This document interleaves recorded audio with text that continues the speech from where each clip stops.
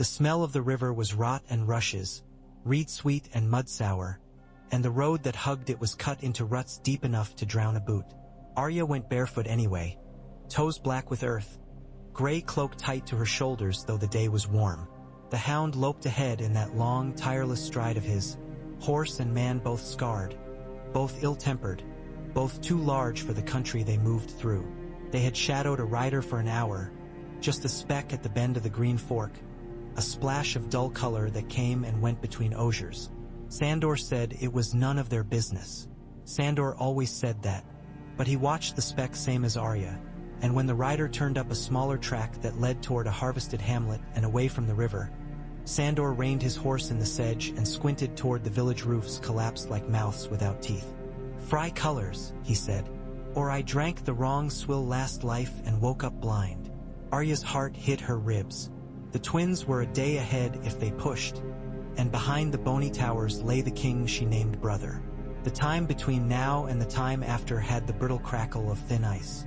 She listened to the flies and the water and her own breath, and then she said, "We're closer to Robb than to anyone else." The hound snorted. "We're closer to a dozen men with spears and a heavy purse at the end of this road. That's what we're closer to, girl. The king in the north's not paying for your pretty face." He said it mean, but his head was turned to the track just the same. Arya thought of how he'd taken her, iron-hard grip like the collar on a hound indeed, and of the long days since, when his anger was a stone in his mouth and his silences were a field of knives.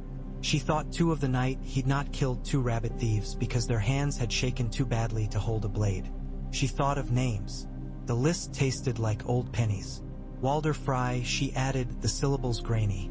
Roose Bolton, though that one was not a name she had ever said before. It rose like a thorn under the skin now, a prickle that would not fade. Sandor pushed the horse forward. "You keep to the bushes," he told her. "You scream, I hear nothing. You move, I move. If you say my name, I'll gut you and claim a separate purse." She nodded, crouched into the willow shade, and followed him toward the rider. They came on him where a fallen elm lay across the track, roots clutching air like a giant's hand. He had dismounted to lead his horse over the tangle, and his black and silver were not Lannister, and not Stark. The arming jacket had the pale towers stitched at the breast. The man swore when his stirrup leather snagged on a branch. He was heavy in the waist, with the narrow Frey mouth and the thin Frey eyes, and Arya hated him at once. The hound was on him in 3 strides, one hand in the collar, the other closing on the man's sword wrist. The courier bleated like a goat before Sandor shook him and the bleat choked off.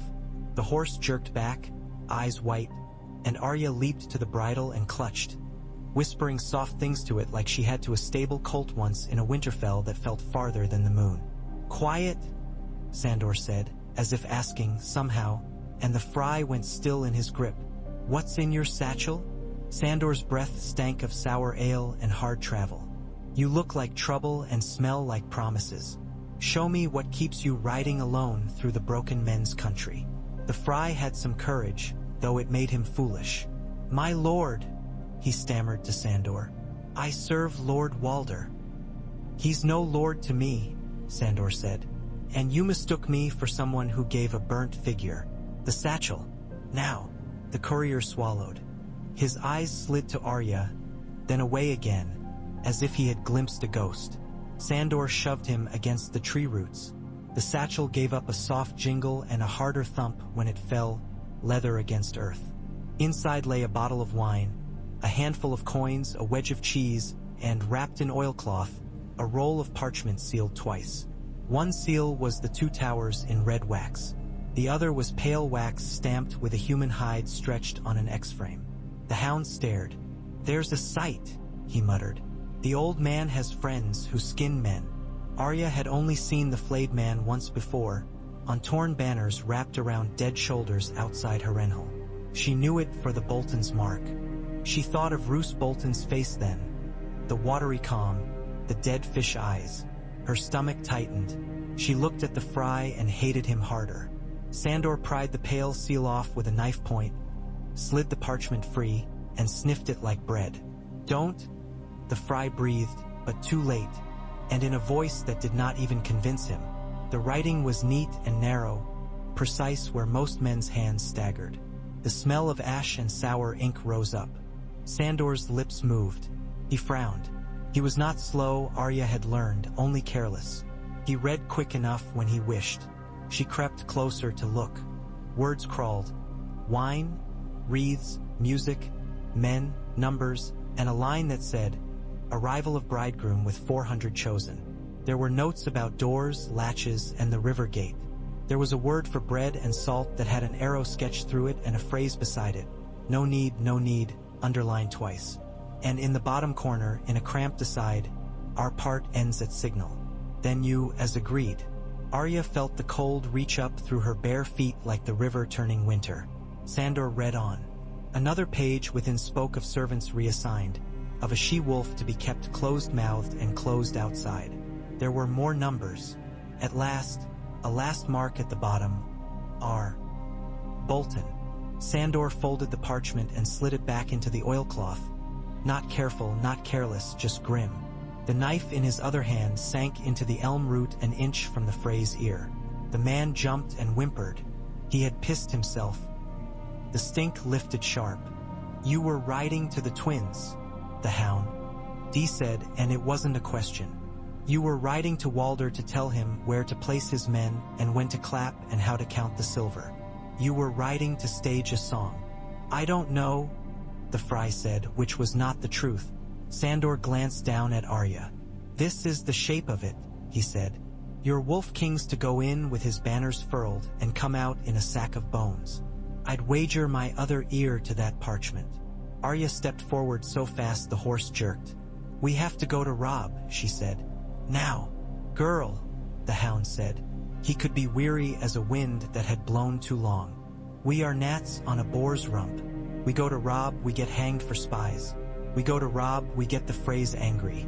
Your brother's proud and young and thinks honor's a sword that cannot chip." "He's not stupid," Arya said. She thought of Robb as he had been last, tall and bright and stubborn as a wall. "He'll listen. He has to."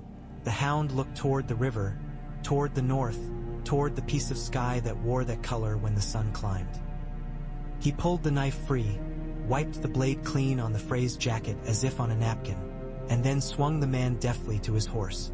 "You're coming too," he told the courier. "Else I've to convince them with your head and no name to hang to it." The Frey blubbered a bit, but the hound bound him anyway, hands behind, a twist of rein at the neck that would choke if he jerked.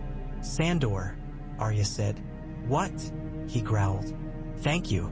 He did not answer. His burned cheek twitched. He had not asked for thanks, and he did not want them. They rode. The day wore toward thin clouds and gusty light. Twice they took smaller tracks to avoid men on the road, dark dots with polearms clinking. At a ford too shallow for barges, they saw a string of carts bound for the twins. Barrels and a harper's case and women with their hair braided in wedding fashion. Arya wanted to go to each cart and prize them open like clams, but the hound kept to the willows and the Frey courier heaved sullenly in the saddle, and soon the carts were behind them like a nightmare that had passed, leaving only the ache in your legs. By late sun, the twins were stone blue and mean ahead, the two squat towers on their crumbling islands. A bridge hauled up like a jaw clenched shut. Smoke rose from their chimneys and from the camp in the meadows to the south. Robb's camp, slim banners like a stand of reeds, the dire wolf snapping and the leaping trout of Riverrun twined among them. Arya's throat closed. She had dreamed of this moment so many nights and woken angry for it. Now it made her fingers go numb. They came on the outer pickets, spears in a hedge and a hoarse cry of halt. The hound raised both hands. The Frey bound before him like an offering. 30 men rose from the grass. 30 was too many to fight. Sandor reached very slow to lift the oilcloth-wrapped parchment with 2 fingers and set it on the ground. The man at their head wore a gray and crimson surcoat. He had a face like granite, scored with the lines of a long life spent at war, and hair gone to iron. "You've a tongue?" he asked the hound. "Bite it often," Sandor said. "Use it more." "That's enough," said another voice, and Arya's head snapped around so hard it hurt. He had her father's eyes, clearer and lighter, and when he smiled without meaning to, it looked like a crack of bright water in a shaded pool. He was taller than he had been, and the weight of the crown sat not on his brow but in the set of his shoulders. His cloak's clasp was the head of a dire wolf in chased silver, and there was a dog at his knee made of wind and hunger and the music of teeth. "Robb," Arya said, but the word came out like someone else had said it, small and lost. He looked at her, saw her, and the world fell out from under Arya, and she stumbled forward and Grey Wind's ears went up. And then the wolf was on her in a rush, warm fur and damp breath and wild noise.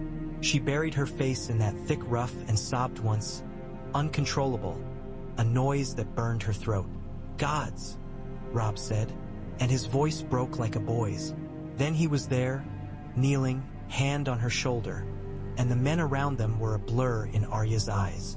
"Arya? Arya?" She pulled away from Grey Wind, wiped her nose with the back of her hand like a child. She faced him, chin up. "Don't kill the hound," she said first, because it was a thing that might be done. "He brought me. There's a letter." Sandor gave the parchment up wordlessly. Robb's hand was steady as he took it, but Arya saw the pulse in his throat leap. He did not open it himself. He handed it to the man with the granite face. "Uncle." The blackfish slid his thumb under the wax as gently as a lover. His eyes ticked over the lines. He made a low sound that might have been a laugh or a groan, and passed it up. A woman stepped into the circle then. Hair like dark river water, face drawn so thin the bones showed her neds and Tullus plain. She moved like a person too tired to hesitate. She reached for Arya and did not touch her. "Arya," she said, and the word was a prayer. Arya did not cry this time. She let her mother take her narrow shoulders in shaking hands. The smell of her was smoke and clean linen and something sour. Grief turned to skin.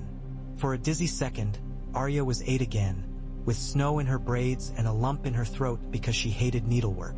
"Mother," she said softly. Caitlyn's fingers tightened. "Let go." Her eyes were on the letter, on her brother's face, on Robb's hands. Robb read. The light went out of his eyes and then came back like someone had added wood to the fire. When at last he looked up, the boy had been scythed away, and the young king stared out. "What do you want for the girl?" he asked the hound.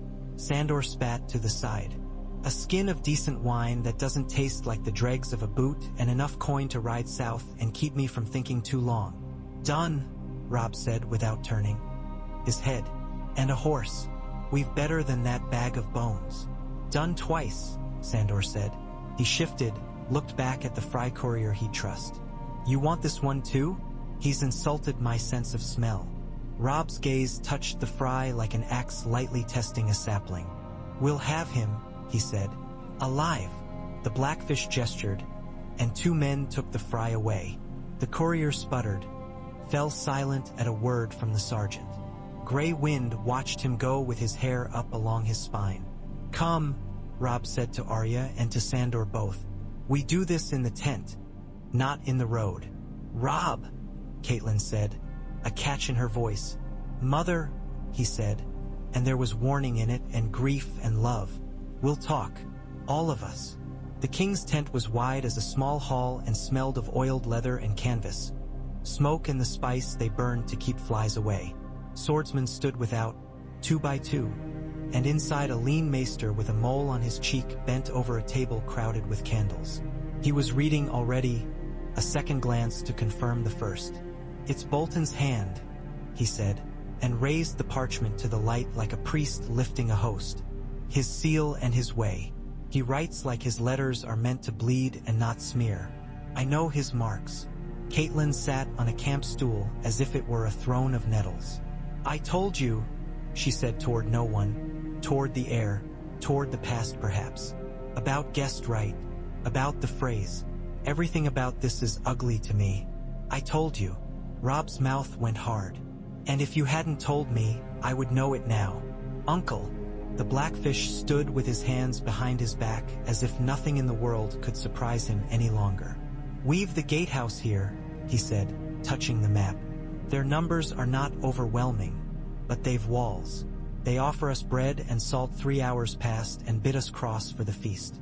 The men are primed to think they are forgiven.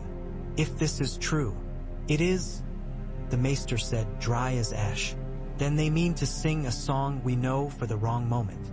The blackfish's nostrils flared. I'll not put you in that hall, nephew. Robb closed his eyes for a beat and opened them again.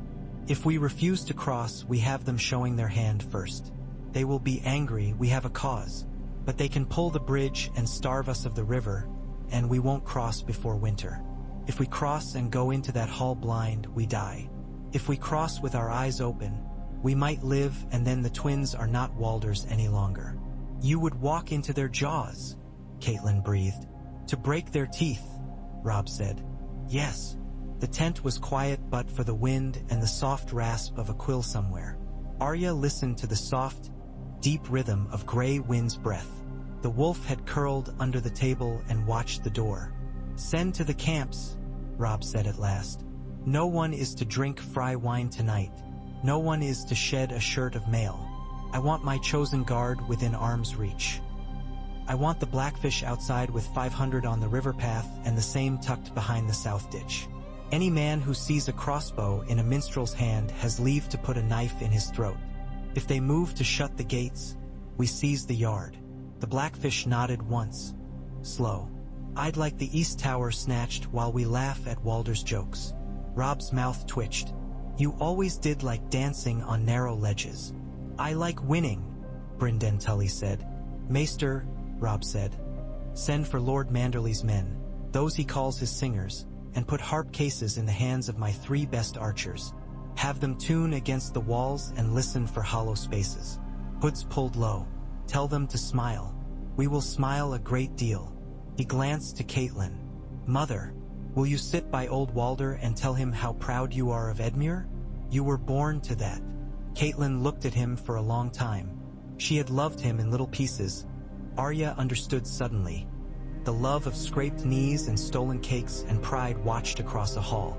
That love had been broken and mended and broken again. Now she took a breath, sat straighter and said, I will. And the wolf, Arya said. Her voice surprised her by being steady. You can't leave him outside. Robb's eyes flicked down to the table and then back up, and they were his father's eyes again. No, he said. I can't. If they refuse, we do not cross. I'd rather fight in mud than die in music.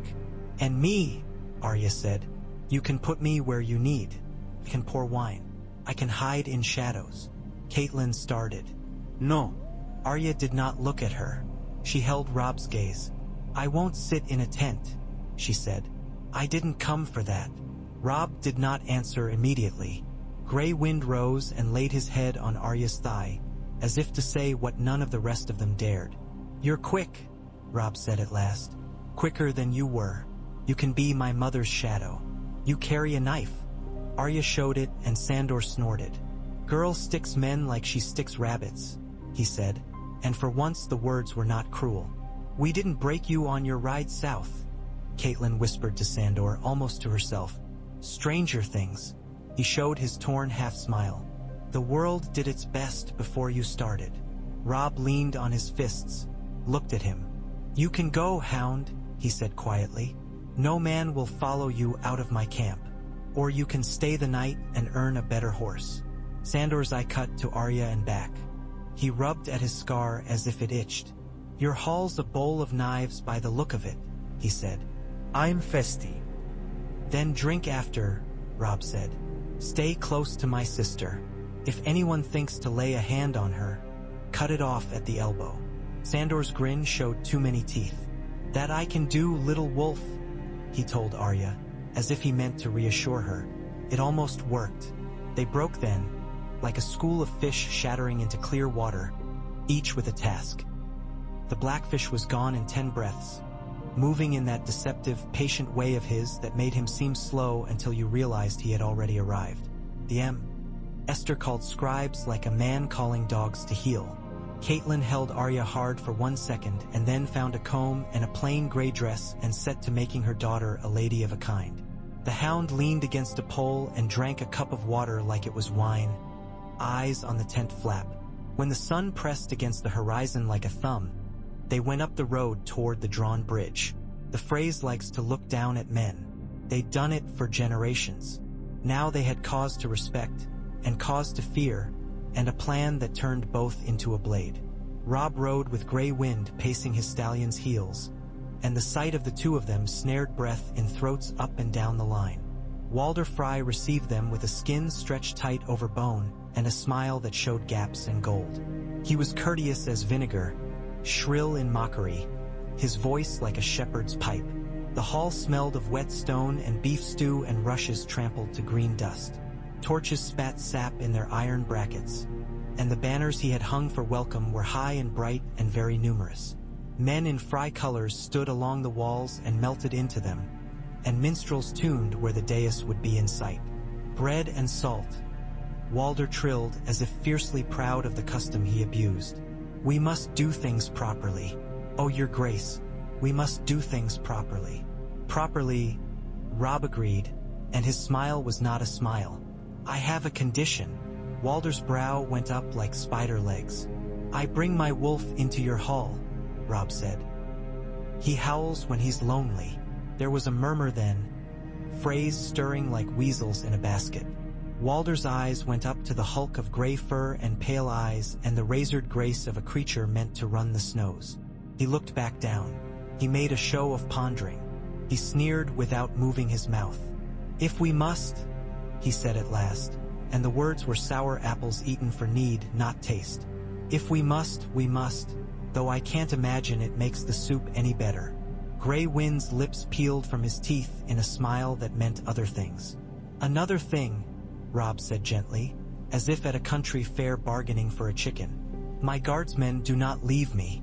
We've had poor luck with the notion of trusting walls. Walder's thin hand fluttered. Your grace is all suspicion and no grace, he said. But bring your men. Bring your dog. Bring your mother's eyes and your uncle's scowl. Bring your appetites. Bring your bridegroom. We will sing. They crossed into the hall under high beams dark with smoke and time. Edmure Tully stood tall and pink as a salmon with his hair combed too carefully and his smile too wide. He looked like a man drowning who waved to the crowd to show he was fine. Rosalind Frey moved with him. Her eyes were large and frightened, her mouth gentle, and the dress they had sewn for her was as white as her knuckles. Arya took one step toward her and felt a stir of something she had not expected. Pity cut colder than anger. Your Grace, Rosalind whispered to Robb as they passed. Please, it won't be you, he told her low and meant it. Eat, smile. Stand away from my chair when the minstrels tune the 7th time. She looked up at him, startled by the specificity, then nodded once, small and decisive, and Arya liked her for that. The feast began. Platters went round, capons stuffed with herbs and oranges, trenchers of brown bread, flagons of pale ale. Men laughed too loudly. The cups were filled and refused again. Arya stood by her mother's chair with a pitcher of watered wine that did not empty much. On the dais, Robb sat in a plain chair, not the high seat offered to him, and that made a silence of its own. Sandor stood to Arya's left, leaning as if bored against the pillar, seeing everything. Walder talked and talked, words like bones chewed and spat. He apologized with his eyes on nothing, praised with his mouth curled, poured compliments as if they were vinegar. He pretended to admire Grey Wind, who pretended in return to be a dog and lay his head on Robb's foot like a cushion, which was comic if one liked that kind of comedy. The minstrels played love songs, marching songs, lullabies. Men shifted in their seats and changed their knives to their left hands, then back again, test and countertest. Daisy Mormont danced twice, shoulders square, and laughed like a sword ringing on a shield. Wendell Manderley told a joke Arya did not catch and thumped his table. The Tully household men kept their hands near their belts where no swords should be. Arya saw a Frey boy with hair like old straw try to shift to the side gallery and meet the Blackfish's man in the passage, whistling through his teeth as if on no errand at all. When the boy turned back, he scowled in a way that told Arya he'd had pockets where knives lived. Rosalind passed the dais again and again at clever intervals, never too close.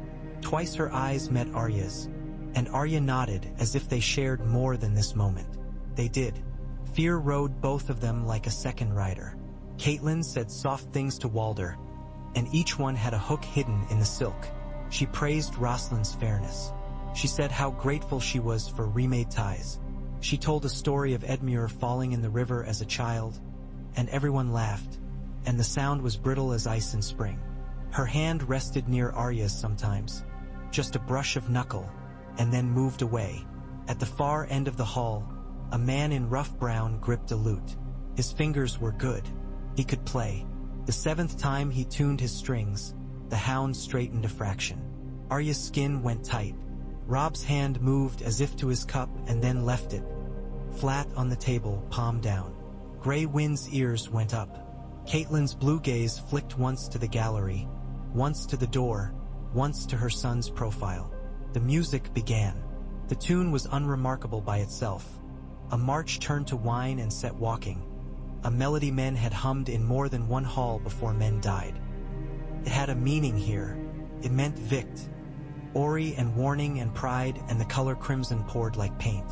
Walder's smile sharpened, and he lifted one finger. The door to the yard slammed. A chain rattled. A gate bar moved to drop. "The chain," Walder said very blandly to no one. "Such drafts tonight. You know how it is." The hound whispered, "Now," in a voice without motion. Robb did not move. He said instead, "Uncle," in that same gentle tone, and the blackfish was a shadow sliding through the hall's rear passage, soft as a cat's paw. Men along the walls shifted again, and then one of them, the straw-haired fry boy who had been turned at the passage, pulled a crossbow from a keg. He fumbled the string. The crack of it taking was loud as a slap in the hush of swallowed breaths. Grey Wind came off the floor like a thrown spear. The wolf slammed the boy at the waist, teeth closing on the stock, jerking, ripping. The arrow went into the ceiling beam instead of Robb's eye. The men at the wall cried out, and the ones in stark gray and manderly green and Umber's red and brown cried out with them. And suddenly the hall was all noise. Robb was already moving. His cup swept the table, whined to the rushes. His knife went from his hand into another's wrist across the board. One of Frey's tall, sad-eyed men, unexpected speed, and the man screamed as the steel clattered and bounced. Catelyn stood, her hand on her knife under her sleeve, and Arya stepped half a pace to keep herself between her mother and the wall. Ridiculous, necessary. 2 men of Bolton leathers at the second table threw back their cloaks then, soft pale leather that had hidden more steel beneath. Their eyes were small and placid like their lord's. One started toward the dais slow and calm as if on a garden walk. He had a thin blade, black with oil. Arya felt something cold press on the back of her neck. She could not see the man who moved behind, but she knew the shape of him, the patience, the smell of damp underrobes. She had seen Roose once. She knew how he would kill, not with a shout but with a breath. The hound lunged. He did not speak. He took the Bolton man at the hip where the leather overlapped and drove his own knife up, then twisted and ripped right to left. The thin blade clanged on the floor. The man sank without shouting, because some men did that, went down into themselves like a stone in a bucket. The second Bolton turned toward Sandor, not toward Robb, and that small choice, from training, from instinct, kept the king alive another heartbeat. On the left, Daisy Mormont had her own knife in her hand and had put it between a Frey's ribs with a calm that was almost curious. She made a sound like effort and pulled it free. She kicked the man off her boot and turned as another came around with a spear. She took the haft in both hands, yanked, and the spear kissed the rushes. She laughed again, that clean, bright ring, and the spear went through a third man who had hoped to come in clever. Walder was out of his chair, shrieking for order, shrieking for men, shrieking that they were guests. "They are guests," he cried, aghast, and his voice was high enough to make a man's teeth ache. "They draw iron. Oh ho, they draw iron." Catelyn had a handful of his sleeve in that moment. She had been quick once in her girlhood, and the sinew of that quickness still lived. She had her knife at his throat, gentle as a kiss. She was very still. "Call them back," she said. and her voice was the old cold of the tumblestone in spring, the color of shadow water. "Call your men back and call them stupid, Walder. Say they mistook my son's guard for yours. Say you are old and deaf and this is not the song you wanted." Walder laughed then, trilling, "And you will not cut my throat at my children's wedding for your honor?" He jerked once, felt the edge, and went still. He had seen that face on her when she had torn bread with Jamie and asked of her daughters. He had read it as a man reads rain coming. "Mother," Robb said, like a man standing in sudden snow. "Be quiet," Caitlin said without looking at him. The minstrels had scattered, 2 of them to the gallery, where a crossbowman rose with perfect timing and found a Manderley's arrow in his mouth before he had finished taking aim. Another arrow went into the lute's belly. The sound it made was plangent and obscene. In that chaos, a man slipped around the end of the dais, quiet as a shadow, well-washed and well-gloved, pale eyes and a mouth that smiled with neither humor nor kindness. Roose Bolton. His hand had a small blade in it, not for war but for close work, and Arya saw that he would be at Robb's back in 4 steps. She did not call. She moved. She slid between chairs, under a table when a roast rolled, past Boots, around a spilled trencher, and came up into his path like a rabbit into the wolf's jaws. Her knife was a child's, her hand small. She put it where her training had told her to put it, low and inside, because men guarded their throats, but they forgot sometimes the place where the liver pressed the skin. The blade bit cloth first, then leather, then something that gave.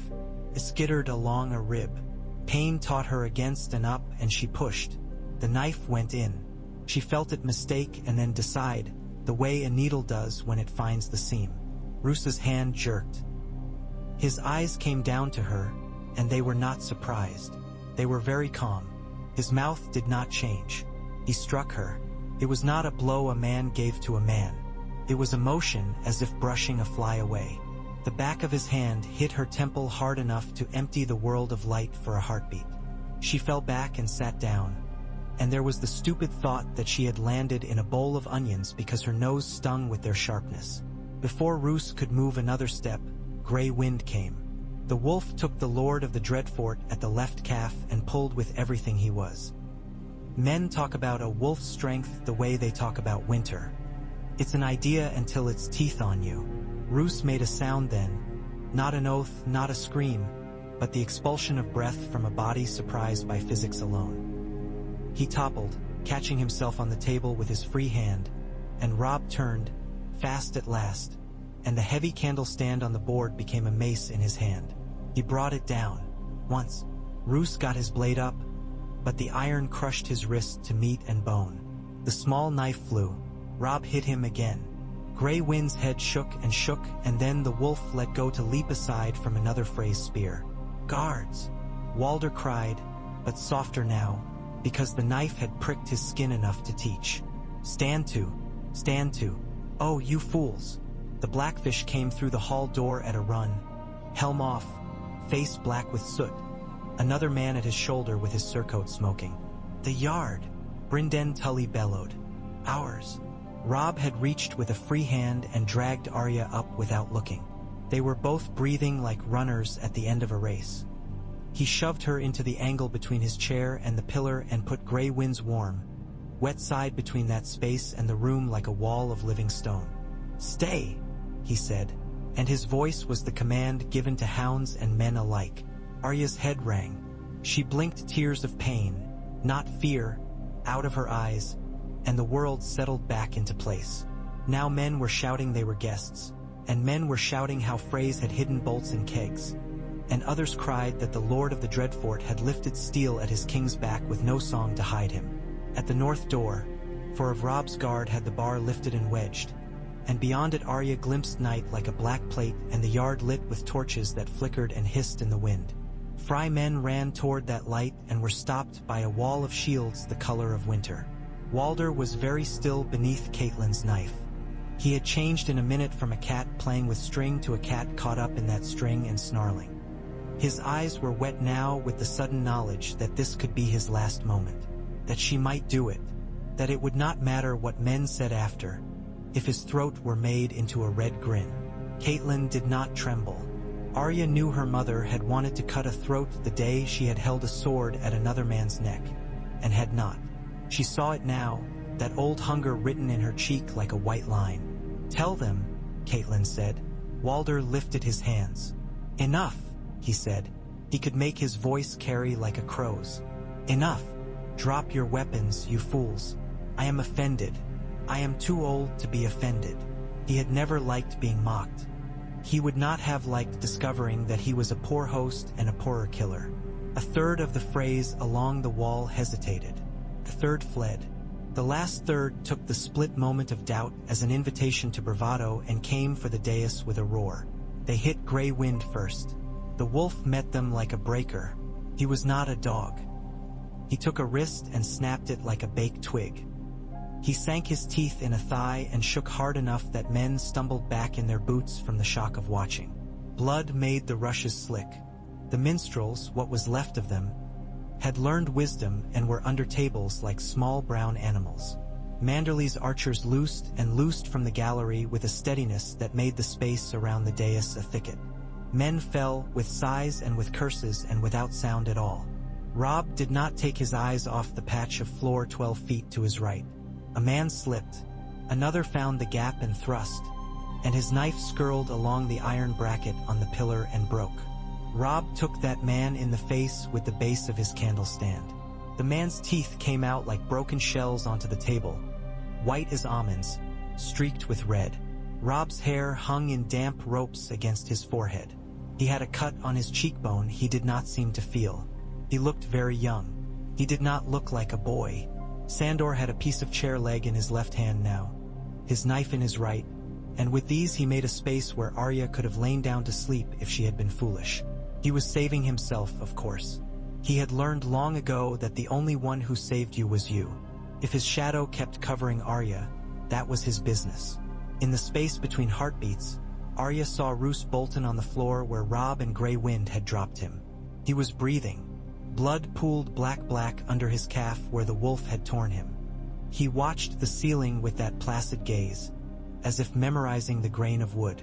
He made no sound. He could watch men die and say nothing. He could die himself and say nothing. Arya wanted him to scream. Men of the north came up through the hall in a surge then. Umber men with hands like roots and necks like tree trunks. Karstarks with the ragged look of men who had lost more than they'd found. Mormonts swifter than the others. They made a ring. They were yelling their mother names and their gods.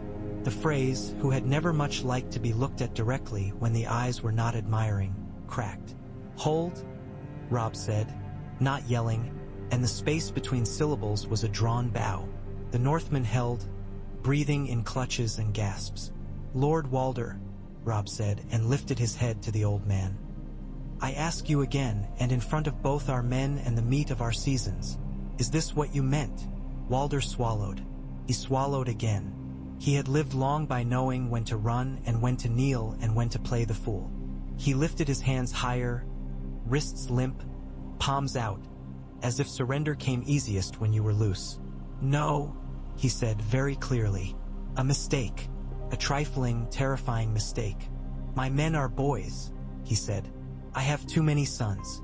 They are fools." Robb nodded once. In that small movement lay a whole winter. "Then I accept your apology," he said. Gasps went around the hall like dead leaves. "And I claim your hall and your bridge and your forfeit hostages until we have peace. Your towers are mine tonight, Lord Walder. Your men lay down arms.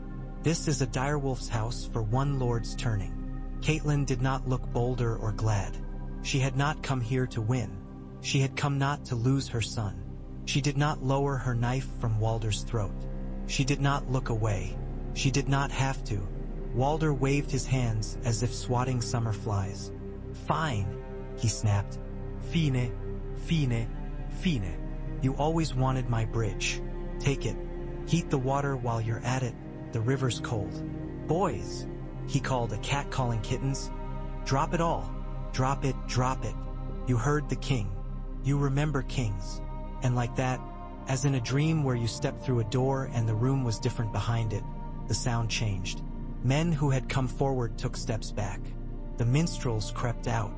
Edmure Tully was at Rosalind's side with his hands on her shoulders, his eyes everywhere and nowhere, and both of them had the daft look of people who had lived through an hour that would split their lives in two. The Blackfish came to the dais. He set his hands on the table and leaned. Brynden Tully breathed slow. He smiled without pleasure at Walder, his mouth hard. "We've the yard and both gates," he said.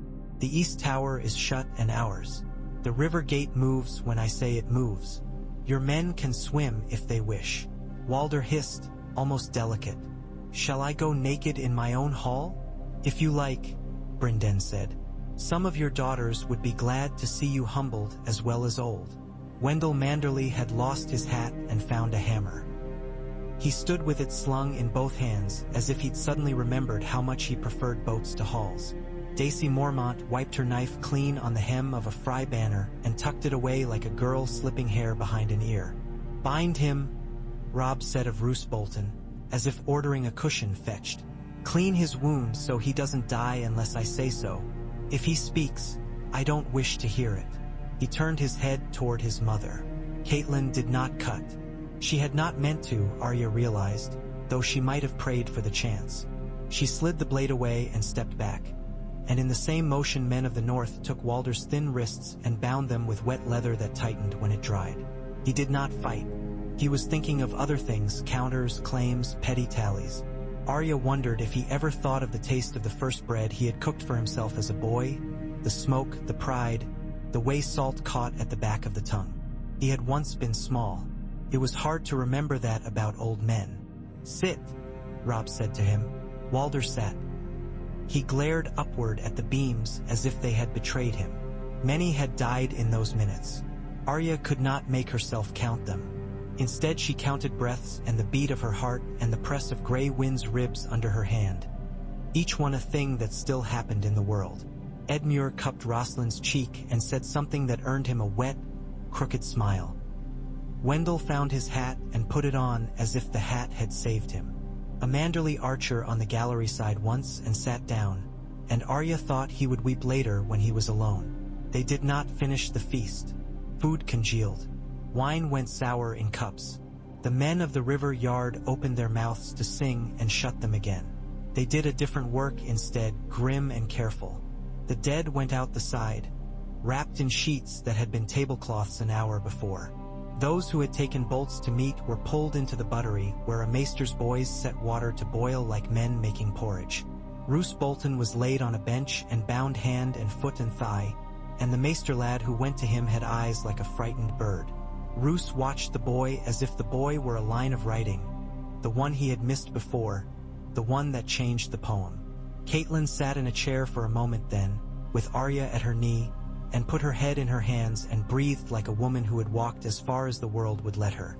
When she lifted her face, there were lines there Arya did not recognize, and a kind of clean emptiness.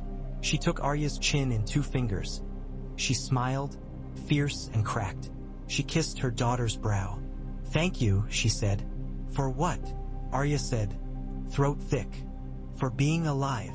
Robb stood a long time with his hands on the back of the chair he had not taken, looking at nothing. Men came, said things to him, went away. He answered and did not remember what he had said. At last the Blackfish came and stood beside him, and they were very quiet and looked alike in that silence. "We have Walder in hand," Brynden said at last. "That's one head. The Lannisters will hear of this and shiver with rage." Robb nodded. "We have Bolton too." "He will claim he came to watch and save," the Blackfish said. "He will pretend a second's delay kept his knife from your heart. I hope our men saw him with their own eyes." "Enough did," Robb said.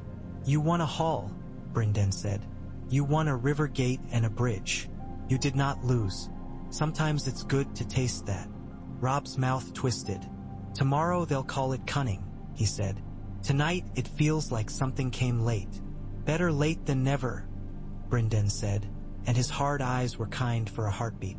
"Better blood on the floor than on the river in bags." Edmure came then with his bride. He looked like a fish turned onto the deck, still flopping, not understanding the air. Rosalind's fingers were threaded through his, and that steadied him. Her eyes were red. She dropped a small curtsy before Robb that would have been ridiculous any other night. It was not now. "My lord," she said softly. "I think—" Her lips trembled. Her hand tightened. "I think my father meant to do us harm. I told him to his face I hoped he would not. I am sorry. I cannot stop weeping." Robb looked at her and something loosened in his shoulders. "You are not to blame," he said. "If you wish to go away from here, say the RD and you'll ride before dawn. If you wish to stay with Edmure, you will have a different house to call home when all this is mended." She nodded hard. She said, "I would like bread, for real," and laughed a small, wet laugh at herself. "Only that." Edmure kissed her hair. He looked at Robb and the fear was in his eyes and the gratitude, and the shame too. He had not meant for any of it, and yet he had stood at the center. That was how it was. Arya was learning. Men did not mean, and still the world turned to meet their mischief. After, the night turned long and long again. Arya found herself sitting on the steps beside the dais with Sandor a pace away, drinking from a cup that leaked down his wrist through a crack. He watched the hall like men watched a fire that might be dying or might be about to jump. He did not say he had saved her. She did not thank him again. They had a small kind of peace in that. "You stuck a great lord," he said finally, in the tone of remark one made about weather. "He's a small man," Arya said. Her head hurt. She wanted sleep and could not have it. "He had small eyes," Sandor huffed. "He'll not forget you," he said. "I don't care," Arya said, and that was true. She had crossed the line where care mattered into something else. She said the names under her breath, where no one but her could hear. They sounded different after the hall's bright hour, as if the alphabet had changed. "Go north," Sandor said, gazing at nothing. "Take the fat men and the thin men and the ones who smell of fish and go north. Leave this stink. Stone has a better smell than these people." "Winterfell burned," Arya said. "Stone still smells," he said. "It remembers." She thought then of the great yard, the echo under the cellar steps, the wind through the broken tower where she had hid with Micah and thrown an apple at Bran once for a wicked joke. She thought of the crypts where the wolves lay carved and calm on their backs and of the calm in their stone faces. He was right. Stone remembered. She put the thought away like a coin saved. "Will you go south?" she asked him. "If they let you. If they put a bag on my saddle and a better mare under me," he said. "Aye." He tipped the cup and grimaced at what must have been thin beer. "I told your brother I'd cut off any hand reached for you. I didn't say for how long." She looked at him until he looked back. "I'm not a kitten," she said. He made a sound like a man who had stepped on something sharp and would rather not admit it hurt. "No," he said. "Worse luck. At dawn, the river wore mist like silk. Men who had used knives in the night carried planks and ropes and oars. Men who had used only their mouths fetched water and tore shirts to bind wounds. Men who had lost something else stood with their hands empty and their eyes on the middle distance. The twins looked the same and not the same. The shadows around their arrow loops seemed to look back now. Walder Frey slept in a chair, mouth open, bound still, an ancient man trapped in the body he had fed so long on grievances. He would not die today. That was a pity or a mercy depending on who had the right to call it.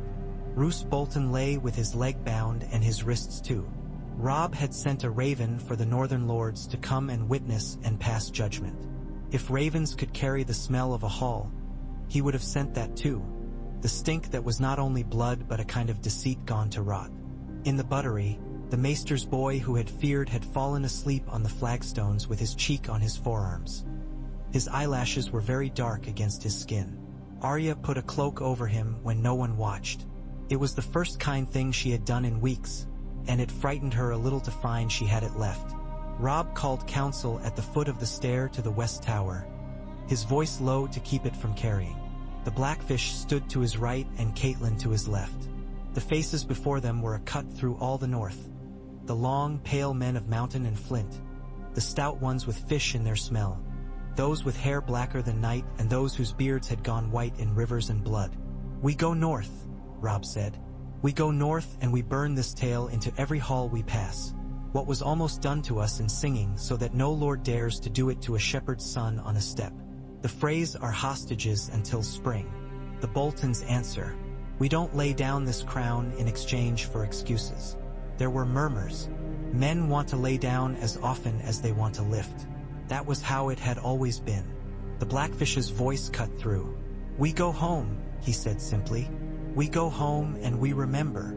Someone cried out then from the yard, the little cry that is not a cry yet when a figure steps onto a wall a man kept for himself. Men moved. Not panic, not purpose. A ripple like wind over barley. Arya turned. Roose Bolton had sat up. He had managed, without waking anyone, to unwind half his thigh binding. He did not run. Of course he did not run. He sat with his back to the wall, as if he were a man at an inn yard enjoying the light. He had his head tilted back just enough to stare again at the sky. I will ask a question, he said, voice mild, as if to a child. Men turned because the mildness was a greater affront than a shout. If the king in the north kills me in my chains, he makes a kind of law.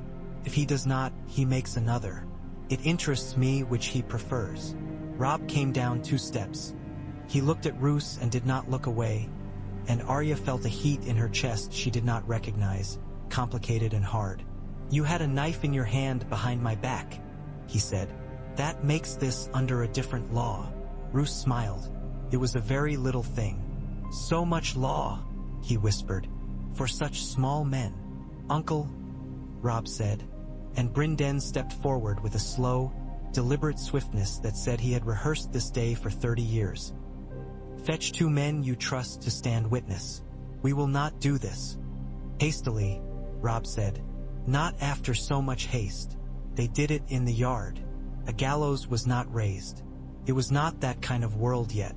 Robb stood under the sky with the iron smell of the river and the soft talk of gulls and told what had happened in the hall. Men spoke who had seen Roose's hand, his body, his proximity to the king's back, the way he had not shouted warning. Roose spoke once. He said, Lies sit well in a mouth that knows itself the prince of a pile of reeds. The Blackfish said, alone among them all.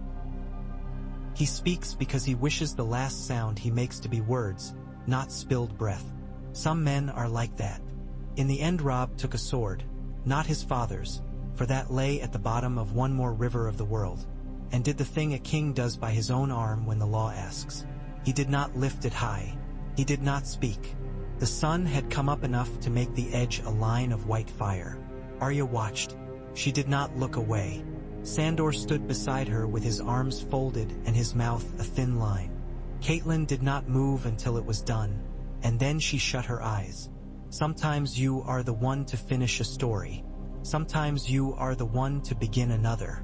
The sound the blade made at the end was not anything like the sound in the hall, and Arya understood then something that she could not put into words.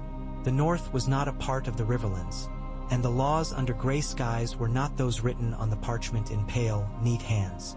They stayed 2 more days to scour the twins of the worst infestation of Walder's petty cruelty.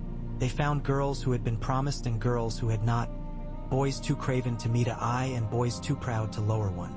They took names of Frey men who had hidden knives and handed those names to men who would make them into counts later. They brought bread from the storerooms and did not salt it. They ate it in the yard, and it tasted of flour and smoke and of things that had nearly been. Edmure and Rosalind said their vows again in a little chapel behind the West Tower, with only Catelyn and Brynden and a dozen others to hear them. And when the priest said the last, Edmure laughed once like a man who has seen a ghost of himself walk away unhurt. He kissed his wife's hand. Rosalind did not weep that time. When they rode, Arya rode not beside Robb but behind him, between lines of men who had not died and were not yet broken, on a mare with a wide back and soft eyes. Sandor had a better horse beneath him, a bag on his saddle with a weight it had not possessed before. He rode at the flank, at ease in a way he had not been since the first village that had burnt, since before she knew him. He had the smell of a man who expected to be paid and left alone. He would not go far. He would go as far as he could. They went north. Behind them the twins watched the river and their broadened shadow, no longer only Walder's to whittle into spite. The road ran like a vein through a body tired of bleeding. Men carried the story before them and behind them, and it became a different thing in each telling. The night when a king chewed a trap to bits, the night when guest right was saved from shame, the night when a wolf sat in a man's chair and grinned with blood in his fur but did not bite a slice from a throat it had every excuse to take. Stories went the way they always went, forward crookedly. At sunset on the third day, they camped on a rise where the river could be seen and smelt and the sky was a pale plate turned over. Robb took Arya up a little way apart where it was quiet except for the small, constant sounds. Flies, a horse cropping, water running itself thinner. Gray wind paced around them and lay down heavy on Robb's feet so he would not forget the wolf's weight. Robb looked at his sister and smiled the smallest smile. "You saved me," he said, like a fact. "You had gray wind," she said. "You saved me first." He shook his head. "We keep saving each other," he said. "You can't run fast enough to keep up with that forever." He reached and touched her hair, an old gesture that had been a nuisance once and was not now. "You left me a girl," he said. "You came back something else." "I left a brother," she said. "I came back a king." He sighed. He stared out at the river until the light made it silver as new steel. "Father would have told me a story," he said, "about men who pretend to be something they are not and how they end. I think I am tired of stories that end like that. The next thing can be different." Arya considered that. She thought of the names that still lived in her mouth and the way some had faded since the hall turned to shades of dust. "The next thing," she said. "Sansa." Robb closed his eyes for a moment. He had put his griefs in separate baskets. It was the only way he kept from dropping them all. "Sansa," he agreed, "and Bran, and Rickon if the gods are not as cruel as old men." "Theon," Arya said, trying the word in her mouth like an unfamiliar spice. He had been friend and betrayer, boy and man. His name did not fit easily anywhere. Robb stared a while. His jaw worked twice, the muscles along his neck drawing and easing. "Winterfell," he said finally. "We go to Winterfell. We send ravens to White Harbor and Bear Island and Deepwood Motte that we live, that we were not cut. We tell them to keep their gates shut against pink men and men who carry songs only. And we look at what we are when we get there, not what we meant to be." He stood then and offered his hand to Arya, and she took it, and they went back down into the light and the smell of men cooking and men telling the same lies and truths under different names. Gray wind followed. Sandor turned his head to look at them and looked away again. The north had its own songs, sung in voices scraped raw by wind. They would make new ones.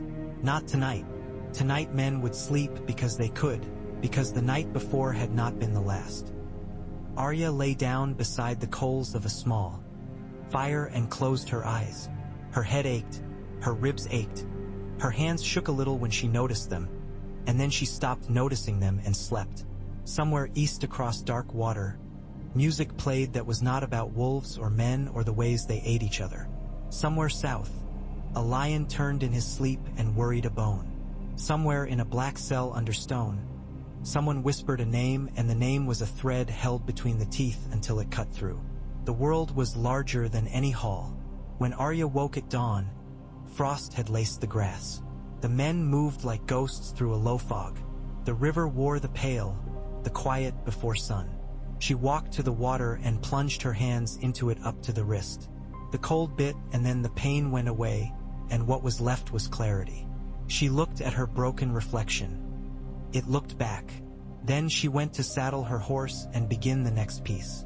The twins were behind and would be there still when she had other work done. Walder would live for some years and sour slowly. The Boltons would not come when the North called. The North would go to them. Somewhere, a sister needed a hand to hold, and a castle stone remembered the names of the men who had lain under it quietly with swords on their bellies and the wolves at their backs. When Robb called for the march, the sound of hooves and boots and harness was a comfort, a steady thing like breath. They went. The bridge did not move beneath them. Men watched them from its towers, and some looked resentful, but the rest looked only tired. The river went on telling the stones what it had learned. The sky lightened by degrees. A wolf trotted with a king, and a girl with a list rode at his shoulder, and the song that might have been a dirge had learned a different ending. They would have to teach it to the world, step by step, word by word, steel by steel.